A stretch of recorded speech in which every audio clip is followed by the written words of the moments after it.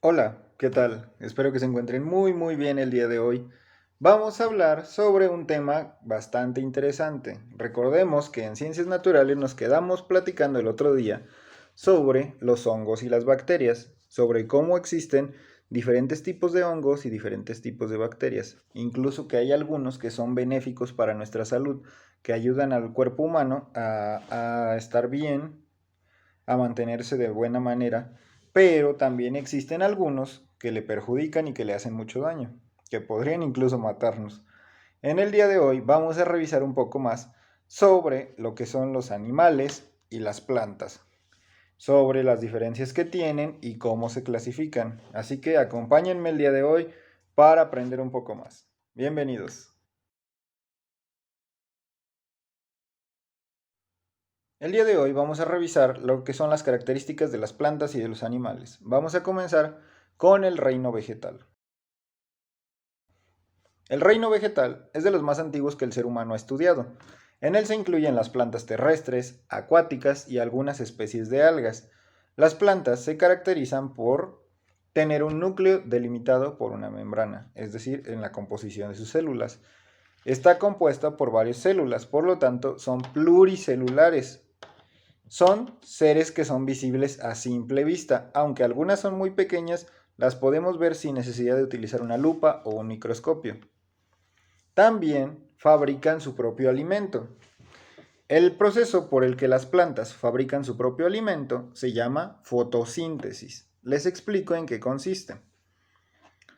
Las plantas tienen un líquido en su interior que las hace ser verdes, el cual se activa mediante la luz del sol. Este líquido se llama clorofila y eso es lo irresponsable de que las plantas tengan un tono verde.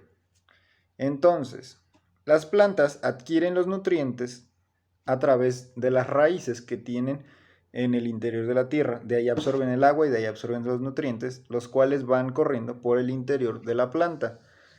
Pero para poder hacer que estos nutrientes los absorba su cuerpo, en este caso de la planta, es necesario que les dé la luz del sol. Algunas plantas necesitan más sol, algunas necesitan un poco menos. Sin embargo, para que puedan realizar la fotosíntesis es necesario que a todas les dé la luz del sol. Entonces, una vez que los rayos del sol le dan a la planta, es como ahorita que a mí que me está pegando la luz, el reflejo, podemos verlo. En este caso, cuando a las plantas les da la luz del sol, también se refleja y eso hace que el líquido de la clorofila tenga una reacción dentro de su organismo, lo cual les permite absorber los nutrientes y en este caso alimentarse. Esa es la manera en cómo las plantas adquieren su energía y sus nutrientes. También, otra característica de las plantas es que no se pueden mover. Siempre van a estar fijas en el mismo lugar en el que se encuentran. Y son seres capaces de producir oxígeno. Por ejemplo, los árboles. Al momento de realizar su proceso de la fotosíntesis, entonces los árboles absorben el dióxido de carbono, que es lo que nosotros exhalamos cuando estamos respirando, y en este caso, ellos absorben el dióxido de carbono y cuando realizan la fotosíntesis producen oxígeno.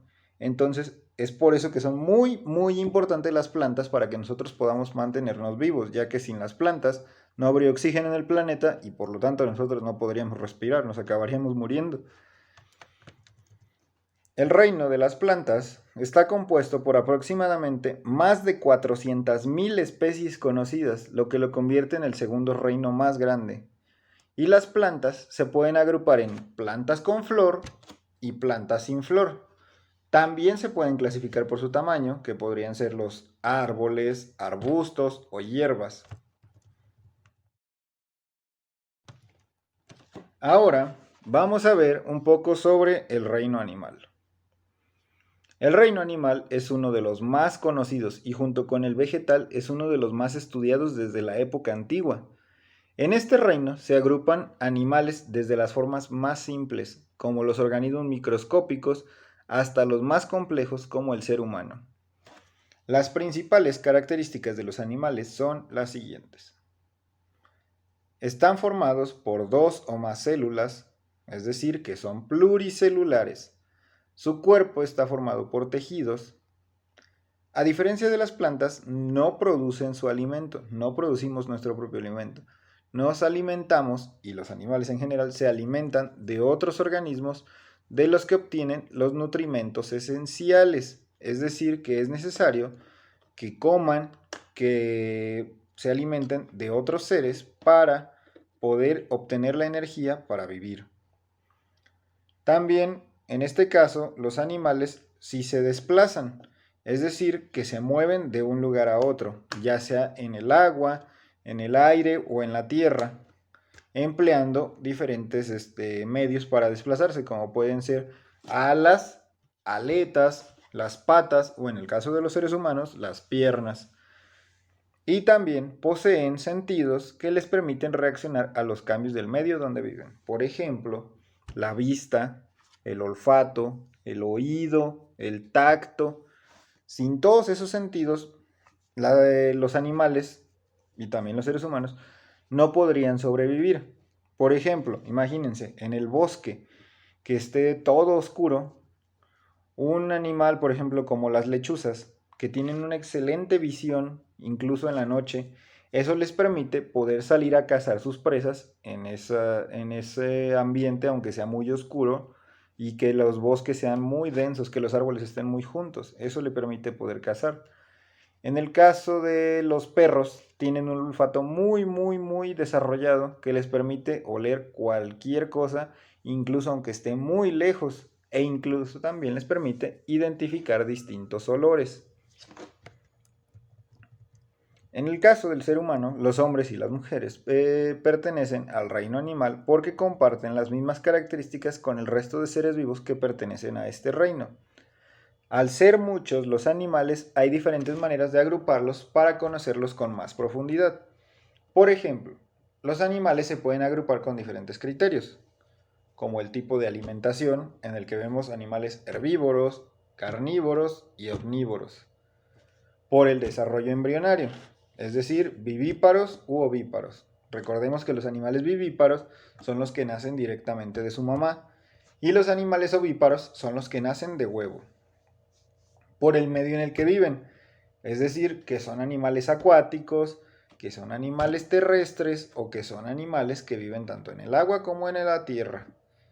Y por último, también se clasifican por su estructura ósea, es decir, en vertebrados, o sea, animales que tienen huesos y columna vertebral, y los animales invertebrados, que no tienen columna vertebral. Uno de los animales más grandes del mundo es la ballena azul, que es el mamífero más grande del planeta. Es tan grande que puede llegar a pesar incluso hasta 180 toneladas, lo que equivale al peso de 33 elefantes y puede llegar a medir 30 metros de largo. La ballena azul es tan grande que su corazón es del tamaño de un automóvil pequeño. Imagínense eso. Con el estudio del reino animal y vegetal, podemos decir que hemos llegado al final de esta clase, en el que reconocimos la variedad de seres vivos, sus semejanzas y sus diferencias. Entonces, ahora podemos decir que es muy interesante saber que la biodiversidad, es decir, la gran diversidad de la vida y variedad de especies de plantas, animales, hongos y microorganismos, que viven en un espacio determinado. Es muy importante conocer lo que es la biodiversidad y también los reinos de cada uno en específico para saber cómo podemos contribuir nosotros como seres humanos al cuidado del planeta, del ambiente, para evitar que las especies se extingan y que todo se mantenga en un equilibrio. México es un país muy afortunado porque se puede considerar uno de los pocos países megadiversos, es decir, un país en el que abundan una infinidad de diferentes seres vivos. Algunas de las razones por las que México tiene tanta riqueza natural es porque se encuentra en la zona tropical, en donde el clima es menos extremo. Aquí no hay ni mucho frío como en los polos, ni mucho calor como en los desiertos. Está lleno de montañas que producen suelos, climas y ambientes distintos. Está rodeado de mares con diferentes temperaturas y diferentes profundidades y también es un territorio muy grande. De hecho, México es el país número 14 entre los países más grandes del mundo. México es muy afortunado porque cuenta con diferentes ecosistemas. Por eso es muy importante que cuidemos nuestro planeta, ya que ahí es donde vive toda esa diversidad. Espero que el tema del día de hoy les haya gustado mucho. Les mando un saludo. Cuídense mucho y nos vemos pronto. Hasta luego.